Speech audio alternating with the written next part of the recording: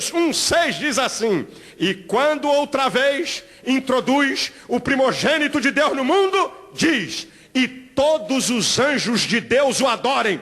Deus é tão superior, é tão grande, que até os anjos o reconhecem como Deus e se prostram diante dele. A visão de Isaías no capítulo 6, que ele viu os serafins, né, que voavam para um lado e para o outro, com duas asas cobriam o seu rosto, duas asas a seus pés, e com duas voavam, e dizia: santo, santo, santo é o Senhor dos exércitos, a terra está cheia da sua glória. Deus é tão superior, é tão poderoso em relação aos anjos, que até os anjos se prostram e obedecem e adoram a Deus, porque o nosso Deus está no controle. E deixa eu aproveitar aqui, que eu não vou deixar essa passar. Como é que tem anjo na igreja que faz mais sucesso do que Deus, né? Muitas vezes o pastor diz assim: irmãos, o Senhor Jesus está aqui em nosso meio. Amém, amém, amém, amém. Aí chega um outro e diz assim: irmão, eu vi um anjo. Tem um anjo com uma bandeja de ouro passeando aqui em nosso meio. Rapaz, anjo faz mais sucesso do que Jesus, rapaz. Sabe? E há um culto a anjo que é uma coisa perigosíssima. Isso é doutrina de Satanás, é espírito maligno de engano, sabe? Anjo, anjo que desce, anjo que sobe. Olha, Miguel, e aí o pessoal, para dar ênfase, para dizer que é um anjo parrudão, assim, um poderosão. Diz assim: olha, eu quero dizer que Miguel está entre nós. O arcanjo, chefe do exército celestial, guardião de Israel, não tem nada que fazer, vem visitar o pessoal no Rio de Janeiro, rapaz. Vai visitar o pessoal em Boston, nos Estados Unidos, onde tem uma palhaçada e um espírito de engano do diabo lá, que eu sei muito bem, sabe? Sabe, rapaz, como é que pode? Anjo que faz tanto sucesso, e vem anjo e vai anjo, e volta anjo, é anjo, tem um anjo aqui, tem um anjo perto. Já disseram que tem um anjo com a espada no meu gogó. Sabe? Um pessoal até que eu dava até crédito, lá de São Paulo. Pessoal até que eu reputava assim como gente que sabe das coisas. Mas rapaz, para bobo, em qualquer nível tem. Desculpa eu dizer isso. Aí porque eu sou tinhoso nesse negócio, porque aquilo que vem confrontar a Bíblia, eu mando ver mesmo que não tem conversa, porque o Evangelho, ele tem um princípio, eu não estou aqui para agradar. Aí quando a gente se levanta contra aberrações doutrinárias, contra meninices, meu filho, olha pastor, eu vi uma nuvem negra sobre a tua cabeça. Olha pastor Silas, eu vi um anjo com uma espada de fogo no teu gogó. Está perto de cortar teu pescoço, só porque eu estou dando duro neles. Entendeu? Só porque eu estou dando duro neles. Aí, vê anjo que vai me matar. Eu falei: está repreendido em nome de Jesus. Isso aí é espírito de engano. Nós aqui não cultuamos anjos, porque em Hebreus capítulo 1, lá no último versículo desse capítulo, diz que os anjos estão aí para trabalhar a nosso favor, daqueles que vão herdar a salvação. Eu não estou aqui para dar glória nem dar ênfase a anjo. Eu estou aqui para dar glória a Deus, para louvar a Deus, porque Ele é o Rei dos reis e o Senhor dos senhores, e digno de glória. Bem, se Deus está no controle, Ele tem que estar no controle do mundo espiritual. Já vimos que Ele está no controle tanto do mundo espiritual do seu reino, como no mundo espiritual de Satanás. Mas para Deus estar no controle, Ele tem que estar no controle do universo. Se Deus controla tudo, Ele tem que controlar o universo. A Bíblia diz no Salmo 19, os céus manifestam a glória de Deus, e o firmamento anuncia as obras das suas mãos. O Salmo 24 diz: do Senhor é a terra, a sua plenitude, o mundo que neles habitam. Isaías 45:12 diz: eu fiz a terra e criei nela o homem. Eu, o Senhor, fiz todas estas coisas. As minhas mãos estenderam os céus e a todos os seus exércitos dei as minhas ordens. Irmão, você sabe que a Lua está a uma distância de 384 mil quilômetros da Terra. Se a Lua tivesse 80 mil quilômetros da Terra, o efeito dela sobre a Terra faria com que as marés inundassem o planeta Terra 2 vezes ao dia. Você acha que isso é obra do acaso? Que colocou a Lua numa distância crucial para o equilíbrio das marés? A Terra está numa distância perfeita do Sol. Se a Terra estivesse numa distância de Vênus, seria torrada. Se a Terra estivesse numa distância de Plutão, seria toda congelada. Você acha que a distância da Terra para o Sol é obra do acaso? O diâmetro da Terra é perfeito para segurar os mares e a atmosfera.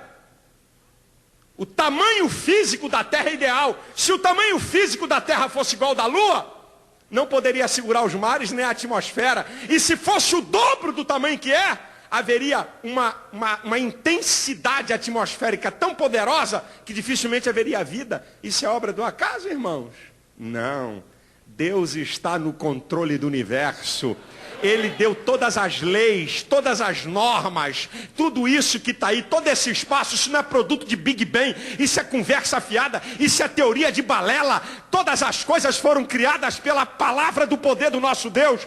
E tudo isso que está aí se mantém num equilíbrio fantástico, matemático e físico, com leis tão perfeitas que isso não é obra do acaso, não. É Deus que está no controle do universo. Para Deus estar no controle, Ele tem que estar no controle do mundo espiritual, Ele tem que estar no controle do universo, e Deus tem que estar no controle da história. Senão Ele não está no controle. Você lembra de José? Deus dá um sonho a José. Que seus irmãos, seu pai, sua mãe, iam se inclinar a ele. José era o caçula, 15 anos. Quando seus irmãos escutam o sonho dele, esse sonho não vai se cumprir, não. Vamos matar esse cara. Aí aquela de mata, não mata? Não, vão vender como escravo.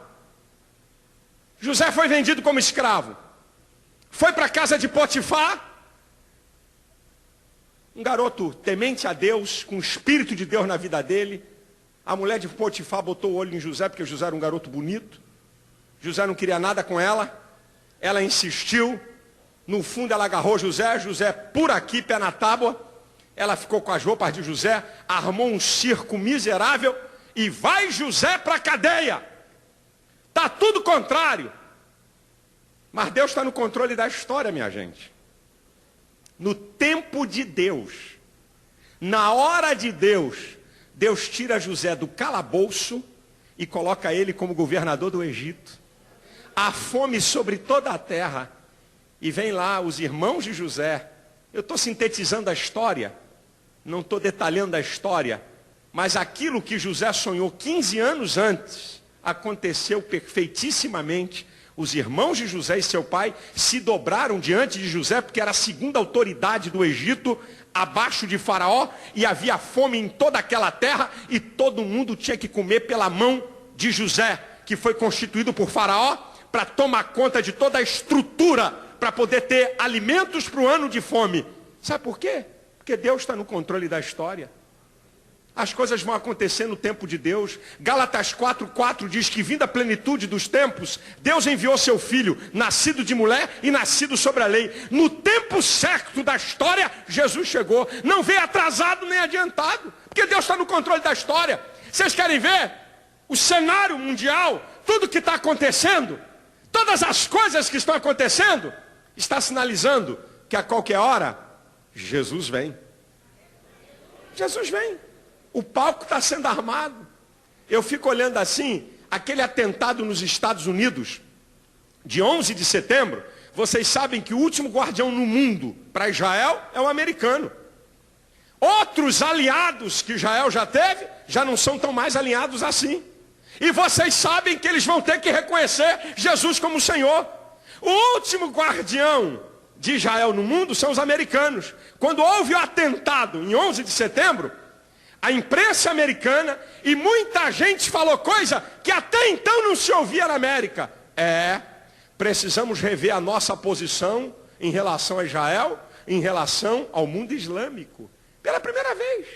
2 torres caíram, já houve uma reação americana, de muitos segmentos da sociedade americana em relação a Israel. E vai todo mundo ficar contra Israel no tempo certo da história. No tempo certo Israel vai ficar sozinho. Porque no tempo de Deus a igreja vai ser arrebatada. No tempo de Deus o anticristo vai se levantar. No tempo de Deus todo mundo vai se voltar contra eles. E quando não tiver saída, no tempo de Deus, Jesus vai voltar com a sua igreja em glória. Vai se revelar como Messias para Israel e vai dar o escape. Sabe por quê? Deus está no controle da história. Por isso que crente não anda apavorado com questão econômica. Meu Deus, é a crise, não sei o quê. Deus controla a história. Deus está no controle disso tudo aí, minha gente. A história está nas mãos de Deus. Ele permite o homem escrever a história, mas na hora que Ele quer, no tempo que Ele quer, Ele faz com que a sua vontade absoluta se manifeste, porque Ele está no controle. Agora escute o que eu vou dizer para você. Para Deus estar no controle de todas as coisas, Ele tem que controlar o mundo espiritual. Tem que controlar o mundo espiritual, senão Ele não está no controle. Ele tem que controlar o universo? Sim, Ele controla o universo. Ele tem que controlar a história? Sim, mas para Deus estar no controle, Ele tem que controlar a sua vida. Se Ele não controlar a vida do homem, Ele não está no controle. Lembre-se que eu falei. Estar no controle não significa manipular o processo o tempo todo. Estar no controle significa ter autoridade para intervir a hora que quer, do jeito que quer e como quer. E você quer ver como é que Deus está no controle? Você não é obra do acaso que está por aí, sabe? Um negócio aí qualquer jogado que é efeito do Big Bang, ou que é efeito de matéria inanimada e está por aí. Não! Deus está no controle da sua vida antes de você existir. Antes de você existir. Salmo 139, versículo 16. Os teus olhos viram o meu corpo ainda informe. E todas estas coisas iam sendo escritas no teu livro quando ainda nenhuma delas havia. Deus já via você antes de você existir. Deus está no controle quando você foi formado. No momento da formação minha e sua, no útero da tua mãe, Deus estava no controle. Salmo 139, versículo 13, na parte segunda. Tu me entreteceste no ventre da minha mãe. Deus está no controle, eu estava no controle da minha e da sua vida, em todo o processo do desenvolvimento fetal. Salmo 139, versículo 15. Os meus ossos não te foram encobertos, quando no oculto fui formado, como entretecido nas profundezas da terra. Todo o desenvolvimento da vida fetal, Deus estava no controle para chegar ao que você é hoje. Você é assim porque Deus estava no controle. Você chegou até aqui, você está vivo, você nasceu, saiu lá do útero da tua mãe, porque Deus estava no controle de todo o processo da vida fetal. Deus conhece profundamente você. Diz o Salmo 139, versículo 3, a primeira parte. Tu possuístes o meu interior. Deus está no controle, meu irmão, de pequenos detalhes da nossa vida. Mateus 10:30 diz que todos os fios de cabelo da minha cabeça estão contados. E nenhum cai sem que Ele autorize. Eu não sei quantos fios de cabelo, eu sei que já tem muito menos do que tinha. Mas eu não sei ainda quantos tem. Mas Deus sabe, porque Deus está no controle. Deus sabe o que você precisa. E Ele sabe o que você precisa e dá aquilo que você necessita. Salmo 104, versículo 27. Todos esperam de ti que lhe dê a sua porção em tempo oportuno. Dando-lhe tu, eles recolhem, abres as mãos e enchem-se de bens. Se tu viras o teu rosto, logo ficam perturbados. Se tu tiras a respiração, logo morrem. O teu sustento é Deus que permite eu e você nós termos.